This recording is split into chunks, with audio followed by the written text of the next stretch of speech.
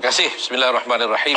Pertama, dari segi tajuk ini satu yang harus dilihat oleh masyarakat dan rakyat tentang peristiwa-peristiwa sebelum daripada ini yang merupakan rentetan sehingga sekarang menggambarkan soal isu keabsahan kerajaan kepimpinan Tan Sri Muhyiddin ini merupakan satu persoalan yang sangat besar yang sentiasa dibicarakan. Cuma mungkin dari sudut orang awamnya tidak melihat ini merupakan satu kepentingan dan keperluan, tetapi dari sudut imej dan maruah kepada sebuah kerajaan, pandangan masyarakat antarabangsa, pelabur-pelabur dan sebagainya, ini merupakan satu perkara pokok yang harus diberikan perhatian untuk memastikan negara kita ini dapat digerakkan untuk mempunyai satu persaingan yang lebih baik dengan negara-negara di rantau ini ataupun di seluruh dunia. Jadi sebab itu kalau kita melihat bahawa daripada awal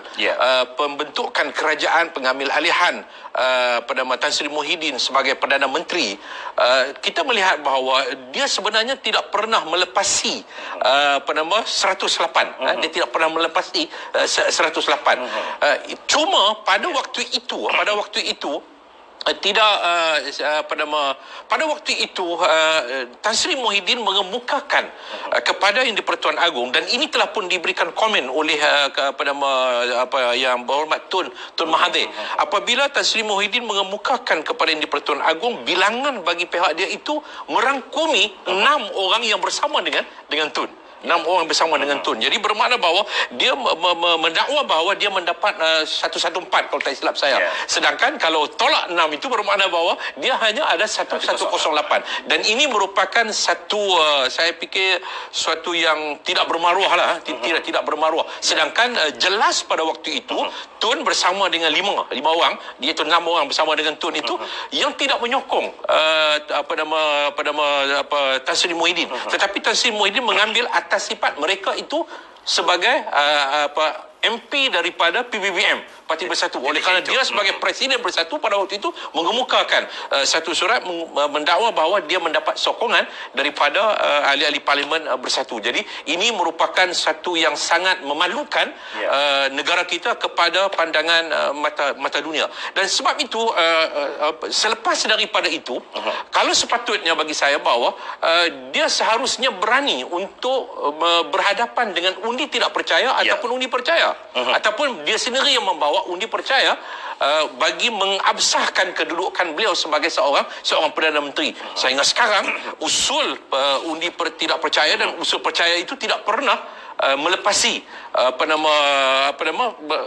bil-bil ataupun usul-usul yang lain kerana dihalang oleh kehendak politik Perdana Menteri sendiri. Saya percaya bahawa usul persendirian ini kalau dengan kehendak politik, political will Perdana Menteri sendiri untuk menunjukkan kepada dunia bahawa dia merupakan seorang Perdana Menteri yang mendapat dukungan majoriti, seharusnya dia sudah berjalan lama. Dan ini diikuti pula dengan apabila bajet di peringkat jawatankuasa, kita lihat bahawa untuk peruntukan perbelanjaan bagi Jabatan Perdana Menteri sendiri pun hanya sekadar 108.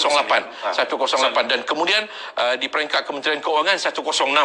Walaupun permulaannya dengan 107, tetapi rupanya ada penghuni hantu. ada penghuni hantu, jadi 106. Dan semalam iaitu di peringkat Kementerian Asas tadi Pertanian? Bukan, semalam 105.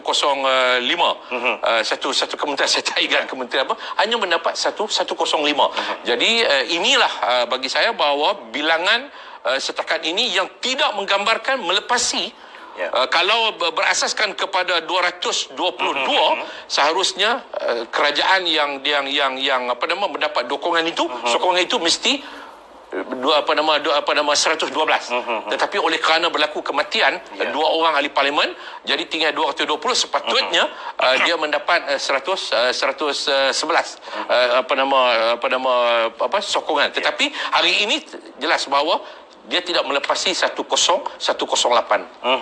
Kalau sekali kita tidak ambil dengan ketidakhadiran daripada pembangkang, maksud saya berwarisan dan sebagainya, saya rasa Ya, saya percaya bahawa Jelas rakyat nampak ini satu kelemahan di pihak pembangkang oleh kerana kita tidak dapat menyelesaikan, tetapi insya-Allah kita akan cuba untuk memperbaiki perkara ini. Tapi saya percaya bahawa kalau pembangkang itu solid 108, saya percaya bahawa untuk JPM telah berlaku satu seri lah orang panggil, seri, dan untuk Kementerian Keuangan dan kementerian yang lain tu sudah pun melepasi, maknanya tertolak bajet tersebut. Jadi apapun bagi saya bahawa kerajaan ini kerajaan 105. Ya. 105. Saya nak istilahkan dia sebagai satu kerajaan 105 yang menunjukkan bahawa dia lebih teruk daripada kongsi gelap. Kongsi gelap pun ada 303, 386. Kongsi gelap, kerajaan kongsi gelap ni kan. Jadi dia ni kongsi gelap kelas bawah. Kerajaan kongsi gelap kelas bawah. Jadi 105 dia tidak melepasi 108. Baik, YB, kalau kita lihat kepada usul undi tidak percaya yang dihantarkan, saya rasa 15 sepanjang penganalisaan yang saya lakukan.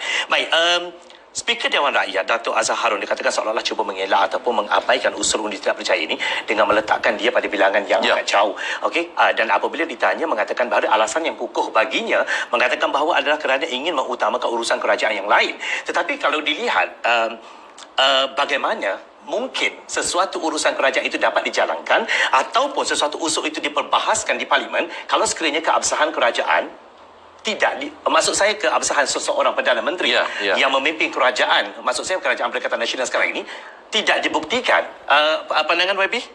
Ya, bagi saya bahawa bila seseorang itu tidak dapat membuktikan tentang keabsahan dia, bermakna bahawa sesuatu bil yang kita lulus itu boleh dipersoalkan.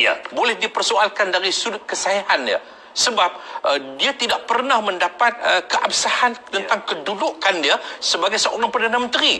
Jadi bermakna bahawa kehadiran dia dengan membawa satu gerombolan kabinet ini dengan mengemukakan bajet dan belanjawan membelanjakan wang negara kita ini dalam keadaan berlaku proses yang boleh disyaki sebagai satu penipuan, dicurigai penipuan berlaku.